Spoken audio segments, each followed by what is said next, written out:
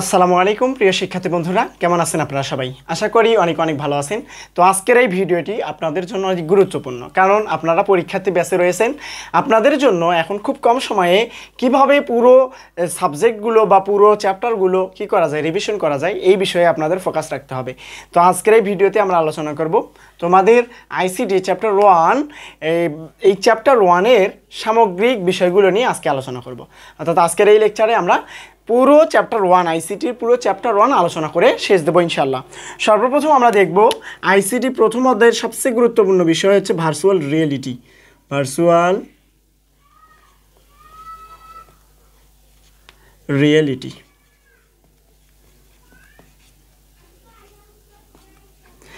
ওকে, আমরা virtual reality সম্পর্কে একটু আলোচনা করব। ভার্চুয়াল রিয়েলিটি কি? আচ্ছা, ভার্চুয়াল শব্দের অর্থ কি? যে এটা বাস্তব নয়, অবাস্তব। আর রিয়েলিটি শব্দের অর্থ হচ্ছে বাস্তব বা এইরকম কিছু।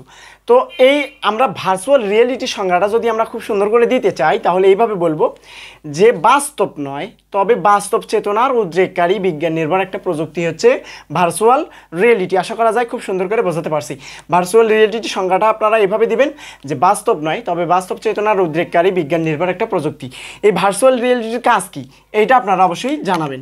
যে এইটা বাস্তবের মতো এমন কিছু প্রশিক্ষণ দেওয়া হয়।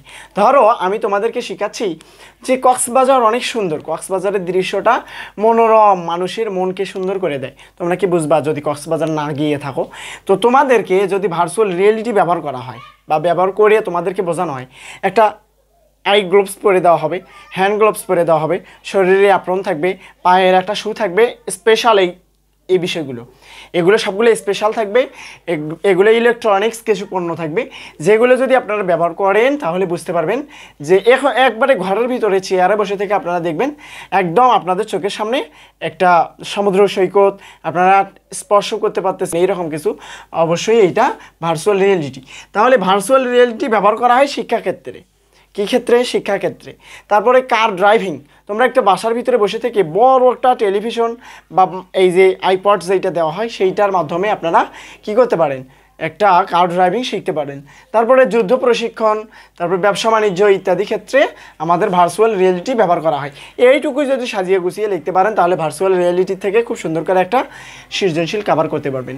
এরপরে দ্বিতীয়ত যেটা, এটা হচ্ছে ক্রায়ো সার্জারি। কি?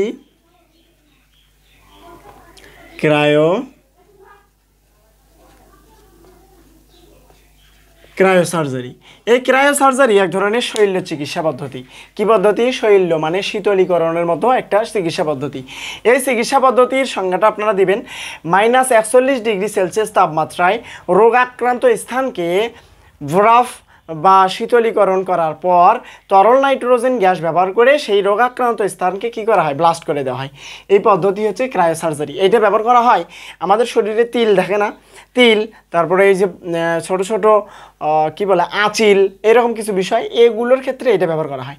এরপরে আপনারা অনেক বড় একটা রোগ জানেন, ক্যান্সার। এই ক্যান্সারের কিছু ক্ষতিকর ব্যাকটেরিয়াকে মারার জন্য এই ক্রায়ো সার্জারি ব্যবহার করা হয়ে থাকে। এই ক্রায়ো সার্জারি আবার আছে, মানে এটার একটা কি বিষয় আছে যে ক্রায়ো সার্জারি সুবিধা অসুবিধাগুলো। এই ক্রায়ো সার্জারি যদি আপনারা ব্যবহার করেন তাহলে কোনো একটা হসপিটালে যদি আপনারা সার্জারি করতে যান, শুধুমাত্র এমনিতে সার্জারি, তাহলে রক্তপাত হবে। তারপরে এখান থেকে মানে ব্যয়বহুল একটা চিকিৎসা পদ্ধতি, তারপরে অনেক সময় হয়তো বা বেড রেস্টে থাকতে বলতে পারে। এই বিষয়গুলো ক্রায়ো সার্জারিতে হয় না। আপনারা ক্রায়ো সার্জারি যদি নিতে চান তাহলে গিয়ে যাবেন একটা তরল মানে রোগাক্রান্ত স্থানগুলোকে -41 ডিগ্রি সেলসিয়াস তাপমাত্রায় কী করা হবে, মানে শীতলীকরণ হবে তরল নাইট্রোজেনের মাধ্যমে। এটা করার পর ওই জায়গাকে ব্লাস্ট করে দেওয়া হবে। করার সঙ্গে সঙ্গে আপনার চিকিৎসা শেষ, আপনি বাসায় ফিরে আসতে পারবেন। এখানে রক্তপাতও হবে না, চিকিৎসা পদ্ধতিটাও অধিক সুলভ মূল্যে পাওয়া যায়, এরকম কিছু বিষয়। এইটাই ছিল ক্রায়ো সার্জারি। এরপরে আমরা দেখব হচ্ছে ভার্চুয়াল রিয়েলিটি। কি ভার্চুয়াল রিয়েলিটি দেখছি আমরা দেখব হচ্ছে বিশ্বগ্রাম, বিশ্ব বা গ্লোবাল ভিলেজ। পুরো বিশ্বটাকে গ্রামের সঙ্গে তুলনা করার একটা পদ্ধতি হচ্ছে গ্লোবাল ভিলেজ বা বিশ্বগ্রাম। এখন একটা উদাহরণ আপনারা এইভাবে দিতে পারেন যে ধরো আমাদের একটা গ্রামে কোনো একটা বিষয় ছড়িয়ে পড়বে। কিভাবে ছড়িয়ে পড়বে? ধরো একজনের বাসাতে আগুন লাগছে, এই বিষয়টা ছড়িয়ে পড়তে কতটুকু সময় লাগে? 2 থেকে 1 মিনিটের ভিতরে পুরো মানে পুরো একটা গ্রাম জানতে পারে যে আসলে তার বাসায় কী হয়েছে, আগুন লাগছে। এটা অনেক কম সময়ে লাগে বা সময়টা কম সময় লাগে, এই সময়ের ভিতরে আপনারা পুরো গ্রামে এই খবরটা ছড়িয়ে দিতে পারবেন। তো এইরকম একটা পদ্ধতি পুরো বিশ্বে, পুরো ওয়ার্ল্ড বিশ্বে একটা খবর ছড়িয়ে দিতে এতটুকু সময় যেন না লাগে, সেই পদ্ধতি হচ্ছে বিশ্বগ্রাম। এখন দেখেন এই বিশ্বগ্রাম ব্যবহার করে আপনারা শিক্ষা গ্রহণ করতে পারবেন। আপনি বাংলাদেশে কোনো এক জেলায় বসে থেকে আপনি বিশ্বের সবচেয়ে বড় একটা শিক্ষা প্রতিষ্ঠান, ধরেন অক্সফোর্ড বিশ্ববিদ্যালয়, জগন্নাথ বিশ্ববিদ্যালয়, তার জাহাঙ্গীরনগর বিশ্ববিদ্যালয়, রাজশাহী বিশ্ববিদ্যালয়ের পড়ালেখা আপনি বাসা থেকেই কন্টিনিউ করতে পারবেন। এটা একটা পদ্ধতি হচ্ছে বিশ্বগ্রাম। এরপরে ধরেন ব্যবসা বাণিজ্য, আপনি বসে আছেন এক জায়গায়, ধরেন বাংলাদেশ থেকে মানে বাংলাদেশ থেকে আপনি ব্যবসা করবেন ইন্ডিয়াতে কোনো একটা, ধরেন পেঁয়াজ দেখবেন যে আসলে ভার্চুয়াল রিয়েলিটি ব্যবহার করে পেঁয়াজটা আসলে কী রকম। তারপরে দেখেন এটা যোগাযোগের ক্ষেত্রে কিভাবে হয়। ধরেন আপনাদের রিলেটিভ কেউ কোনো বাইরের দেশে আছে, তাহলে আমার গ্রামে যদি আমার বাবার সঙ্গে আমার মায়ের সঙ্গে যদি দেখা করি কতটুকু সময় লাগে? অল্প একটু না। আর যদি তোমার রিলেটিভ কেউ অন্য দেশে থাকে, বাইরের দেশে থাকে, তাহলে তার সঙ্গে যোগাযোগ করাও এতটুকু সময় লাগবে না ভিডিও কলের মাধ্যমে, এটা যোগাযোগের ক্ষেত্রেও। তো এইভাবে যদি আপনারা সাজিয়ে গুছিয়ে আপনাদের বইয়ের ভাষায় লিখতে পারেন, খুব সুন্দর একটা রেজাল্ট করতে পারবেন। এরপরে দেখেন হচ্ছে বায়োমেট্রিক্স বা বায়ো ইনফরমেটিক্স। বায়ো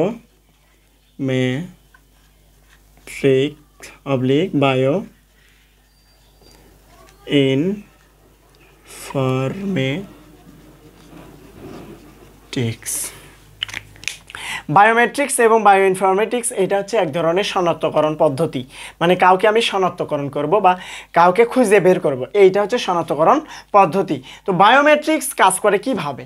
বায়োমেট্রিক্স কাজ করে এই যে আমাদের বাসাতে দেখবা যে দরজায় বা কোনো একটা লকারে আমরা কি করে রাখি, বিভিন্ন ধরনের তালা ব্যবহার করি, তাই না? এই যে আমাদের ফোনে স্ক্রিন লক আছে, তারপরে প্রিন্ট, এই যে ফেস প্রিন্ট বা ফিঙ্গারপ্রিন্ট এরকম একগুলো আছে না, আমার ফিঙ্গারপ্রিন্ট ব্যবহার করলে আমাদের লকটা খুলে যায়। তো এইটা হচ্ছে বায়োমেট্রিক্স। কিভাবে?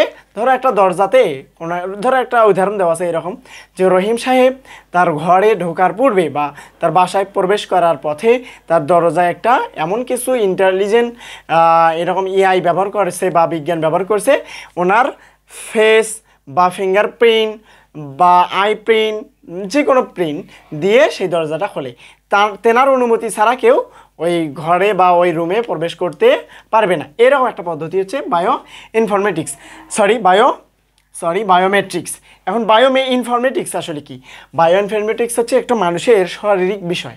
দেখো আমার চামড়া অন্য কারো চামড়ার সঙ্গে মিলবে না, আমার বর্ণ মানে আমার শরীরের কালার এইটা, তারপরে আমাদের শরীরের ভিতরে জিন আছে, ডিএনএ আছে, আরএনএ আছে, এইগুলো কি কারোর সঙ্গে কারো মিলবে না। এইভাবে কাউকে শনাক্তকরণ পদ্ধতি হচ্ছে বায়ো ইনফরমেটিক্স। এখন আমরা আলোচনা করব রোবট কি,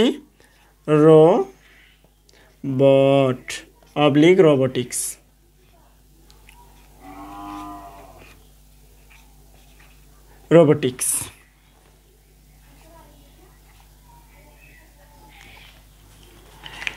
দেখেন আমরা রোবট সম্পর্কে একটু আলোচনা করব। রোবট আসলে কি? রোবট হচ্ছে এক ধরনের যন্ত্রমানব, মানুষের দুঃসাধ্য কাজগুলোকে সহজ করার জন্য যে পদ্ধতি ব্যবহার করা হয় সেইটা হচ্ছে রোবট। বোঝা গেছে? তো এই রোবট যদি কাজের প্রয়োজনে, মানে কোনো একটা কাজের প্রয়োজনে রোবট 360 ডিগ্রি অ্যাঙ্গেলে মাথা ঘোরাতে পারে। অর্থাৎ এখানে এইদিকে হয়তো বা দেখতেছে, এইদিকে ঘোরাতে পারবে, এইদিকে ঘোরাতে পারবে, এইদিকে ঘোরাতে পারবে, অর্থাৎ এই দিক থেকে দেখে সে আবার মাথা এখানে নিতে পারবে। আমাদের পুরো মাথাটা এদিক থেকে শুরু করে আবার এইদিকে করে আবার নিয়ে আসতে পারবে, অর্থাৎ পুরো মাথাটা একবারে ঘুরতে পারবে 360 ডিগ্রি অ্যাঙ্গেলে। আর রোবোটিক্স কি? রোবোটিক্স হচ্ছে রোবট সম্পর্কে ধারণা নেওয়া হয়, রোবটের গঠন, কার্যাবলী, এই বিষয়গুলো যেখানে ধারণা নেওয়া হয় সেটা হচ্ছে রোবোটিক্স। আশা করা যায় ইনশাল্লাহ বুঝতে পারছেন। এরপরে আমরা দেখব জেনেটিক ইঞ্জিনিয়ারিং কি,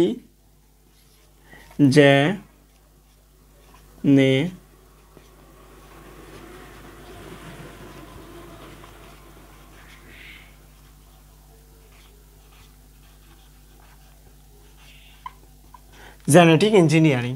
এইটা হচ্ছে এক ধরনের ছোট ফসল বা উদ্ভিদ থেকে বা নিম্ন জাতের কোনো উদ্ভিদ থেকে উচ্চ জাতের কোনো ফলনশীল উদ্ভিদে পরিণত করা। ধরো আমরা আমাদের এলাকাতে বা আমাদের নিজস্ব গাছ দেখবা আমের গাছ, ধরো একটা আমের গাছ, তো এই আমের গাছে দেখবা সাইন করা হয়, কলম কাটা হয় না। দেখো একটা নিম্ন জাতের কোনো উদ্ভিদ, ধরো আমের গাছ, একটা আম টক লাগে তবে একটু বড় হয়।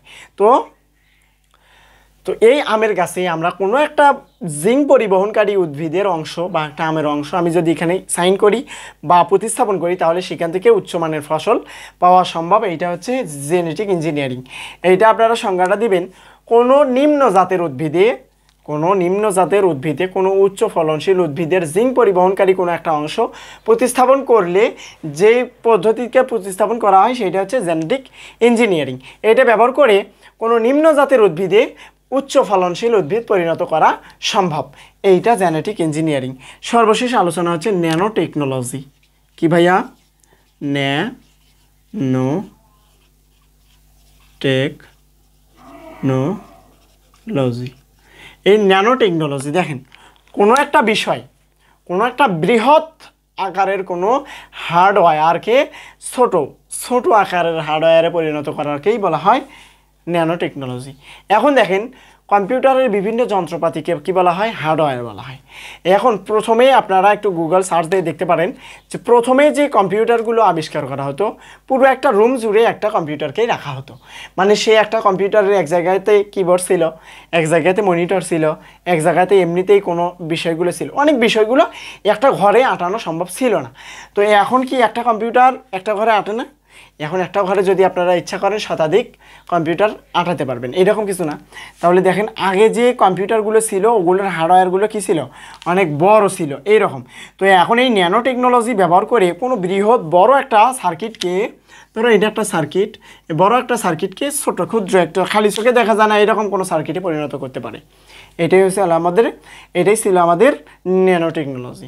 আশা করা যায় যে প্রথম অধ্যায় থেকে আপনারা এখান থেকে খুব সুন্দর করে একটা সৃজনশীল কমন পাবেন। দেখেন এখান থেকে সৃজনশীল কমন পাওয়ার 3টা টপিক আমি দেখে দেবো। তিনটা যদি আপনারা খুব সুন্দর করে পড়ে যেতে পারেন 100% এখান থেকে একটা সৃজনশীল কমন পাবেন। আমি সেটা সাজেশন আকারে দিয়েছিলাম। একটা হচ্ছে ভার্চুয়াল রিয়েলিটি, ক্রায়ো সার্জারি, এই দুইটা দেখবেন গড় জন্য। তারপরে দেখবেন বায়োমেট্রিক্স, রোবট সম্পর্কে ধারণা না নিলেও চলবে, জেনেটিক ইঞ্জিনিয়ারিং, বায়োমেট্রিক্স এবং জেনেটিক ইঞ্জিনিয়ারিং এই দুইটা দেখবেন ঘর জন্য। তাহলে ইনশাল্লাহ আপনারা আইসিটি চ্যাপ্টার 1 এই সম্পর্কে ইনশাল্লাহ একটা সৃজনশীল কমন পাবেন। তো এই ছিল আজকের আয়োজন। আশা করা যায় খুব সুন্দর করে বোঝাতে পারছি। যদি আপনাদের কোনো প্রশ্ন থাকে ইনশাল্লাহ আজকের এই ভিডিওতে অবশ্যই কমেন্টে জানাবেন। আর অবশ্যই আমি আপনাদের জন্য ফ্রি সার্ভিস নিয়ে আসছি। সকল প্রকার সাজেশন, সকল প্রকার লেকচার, ইনশাল্লাহ সকল প্রকার হ্যান্ড রাইটিং নোট ইনশাল্লাহ আমার এই চ্যানেলে দেওয়া হয়। তো দেখা হবে আবারও নতুন কোনো লেকচার নিয়ে। সেই পর্যন্ত সবাই সুস্থ থাকেন, ভালো থাকেন। আল্লাহ হাফেজ। আসসালামু আলাইকুম ওয়া রাহমাতুল্লাহি ওয়া বারাকাতুহু।